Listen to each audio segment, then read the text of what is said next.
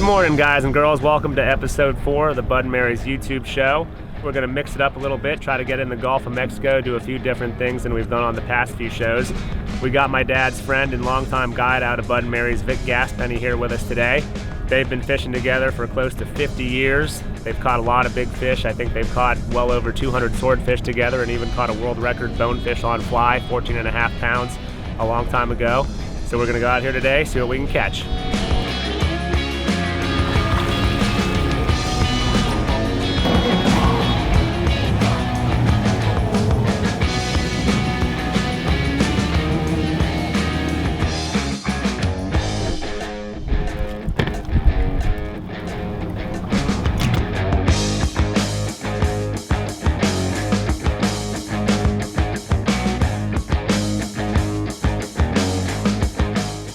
Got to worry about that because this look at that bait. All right. If you shake them, their fins pop up. Big boil on the water. Boil came up. Yeah. BIG Goliath Grouper. No, I don't think so. All right, there he goes. Oh no, look at this. Look at that. No. I don't know that I've ever caught one like that. Giant, look down. Look at that Yeah, thing. the biggest one I've ever I've seen. never seen anything like that. This is an interesting fish. It's a look down. They say it's quite a delicacy to eat.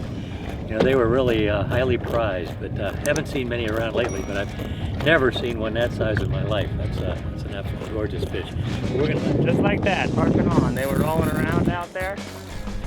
Threw a pinfish right to him and he ate.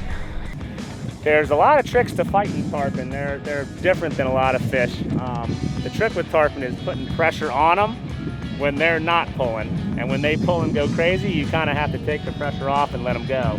And what I mean when I say put pressure on them, that's when you pull, get that bend in your rod. But when he's going and running and jumping, you don't want to be pulling. You want to let him go. You actually even want to loosen your drag a little bit. More is not better. You only put drag on there at the end of the fight when the fish is done running.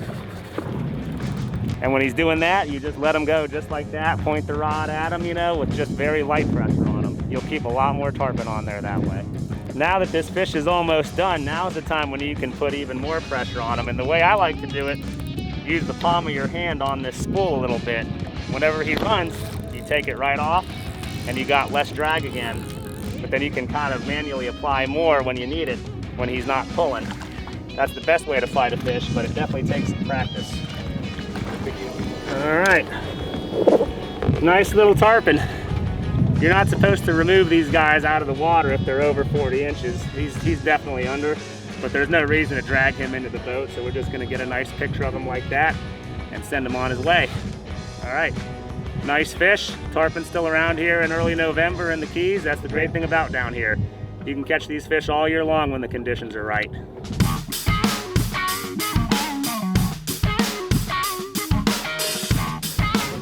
It's a black drum. There you go. Oh, black drum. I'll be darned. All right, Rick, you want to handle this guy for me? Where's another good better fish? These fish are real pretty when they're this size. Once they get about 20 pounds though, they start to get kind of ugly looking. They call them big nasties. Kind of like adults when you get to be my age, huh? This is a cousin of a redfish. A redfish is a black drum, or is a red drum, and this is a black drum.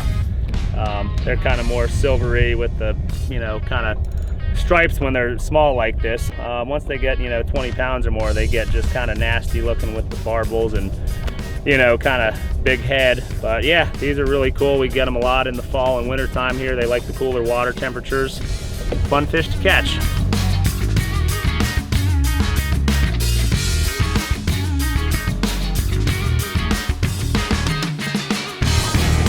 Good mackerel.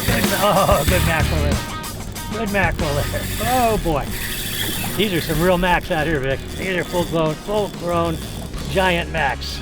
Big macks. Look at the size of that mackerel, Ricky. That's like a 7-8 pounder there on that. Nice Spanish mackerel. Toothy critter. All right, well, we're driving around out here. We found some big schools of bait fish with some birds flying around, dipping on them, and you can see all the bait, you know, busting on the surface, and the mackerels are swimming around in them. We're just kind of driving through and casting in the schools of bait and hoping for the mackerel to pick up our shrimp and jigs as they're going through.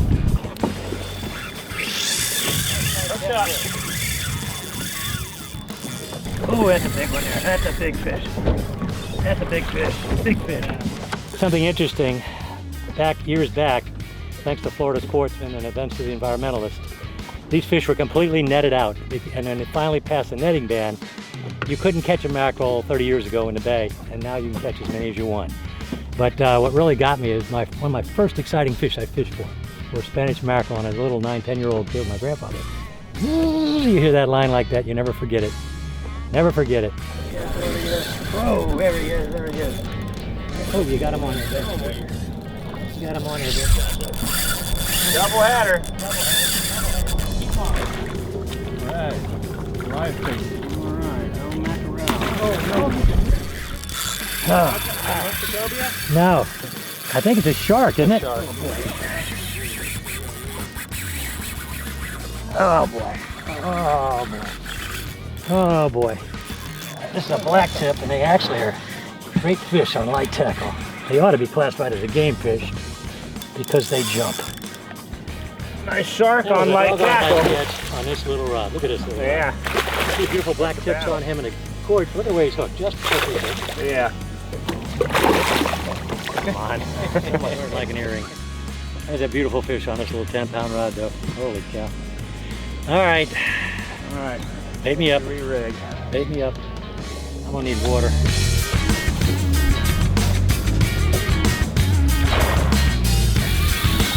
Oh my gosh.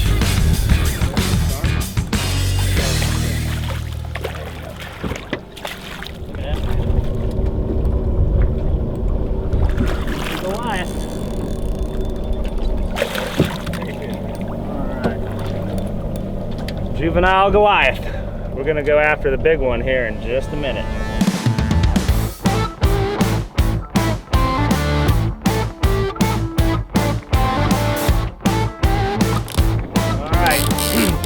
I think he had us rocked up, but I think we might have just pulled him out.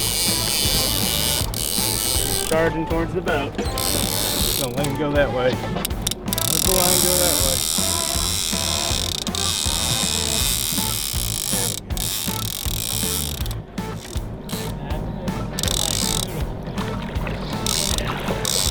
All right, we got one. All right. Nice Goliath. He's not a monster as far as Goliaths go, but for a fish he's pretty big. We're gonna let him go here and see if we can maybe catch another one a little bigger. All right, big bait, big fish. That's what we're hoping for anyways. We're gonna put this big chunk of mackerel down there. See if Big Mama's home. Let's give it a go.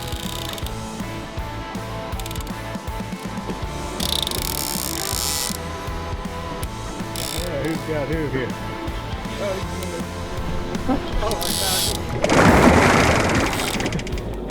Run to the boat. Oh, look at this fish. Oh, that's a fish there. Look at the size of this boy. Oh my gosh. No. My last hurrah.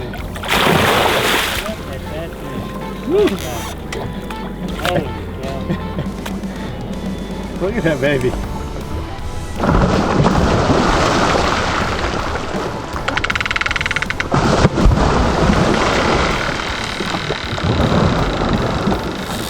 That part?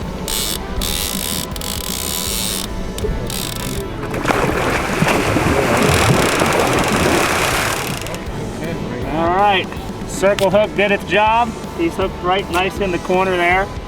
No damage to the fish at all. That's why we like to use those circle hooks. We're gonna just back it out of them here and release them. There he goes. Right back down into the bottom. All right, nice job, Vic.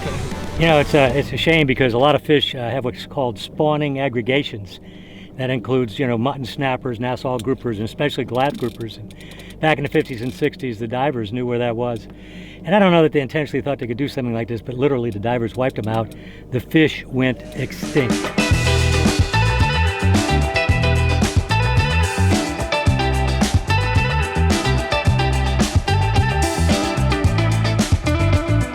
All right, well, we're back. We had a pretty good day out there. Perfect conditions. You couldn't ask for a nicer day. Little breeze in the morning. It really slicked out this afternoon. We mixed it up and caught all kinds of stuff back there, starting off with snook, tarpon, redfish. Then we got out in the Gulf, got into some good schools of mackerel out there with some sharks and jacks and bluefish and pompano, all kinds of stuff mixed in there. And finished it up with some big Goliath groupers, which was a lot of fun. Got to see some big, 200 to 300 pound fish and some smaller ones too. Just a lot of action, and just goes to show you all the diversity you can get here in the Florida Keys just on any given day of the year. So that's a wrap. We're gonna do it again next time.